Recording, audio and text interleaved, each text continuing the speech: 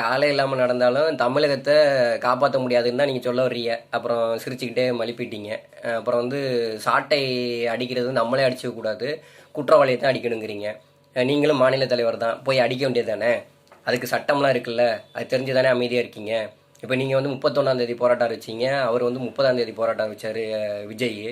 அதுக்கெல்லாம் மீடியா போகுது, அழகாக மியூசிக் போட்டு ப்ரொமோட் பண்ணுறாங்க. நீங்கள் ஆர்ப்பாட்டம் நடத்துனீங்கிறது பதிவாகுது. நாங்கள் வந்து கள்ளக்குறிச்சி மரணத்துக்கு வந்து ஆர்ப்பாட்டம் நடத்தினோம், இந்துக்கள் பாதிக்கப்படுறாங்க அவங்க தேசத்துக்கு ஆர்ப்பாட்டம் நடத்தினோம். தொடர்ந்து ஆர்ப்பாட்டங்கள் வந்து கேட்குறோம், பர்மிஷன் தர மாட்டேங்கிறாங்க. நடத்தலான்னு போனால் பிடிச்சி உள்ளே போடுறாங்க. போடுற அந்த மண்டபத்தில் பாத்ரூம் கூட இருக்க மாட்டேங்குது. பெண் பிள்ளைகள் இருக்கிறாங்கன்னு கூட பார்க்காம 9 மணி வரைக்கும் வச்சு அனுப்புகிறாங்க. இப்படி பார்த்தாரு அவர், மக்களின் தலைவர், நாங்கள் எல்லாம் உழைக்கும் இருக்கோம், எங்களை எப்படி போராட்டத்துக்கு இழுக்க முடியும்னு பார்த்தாரு.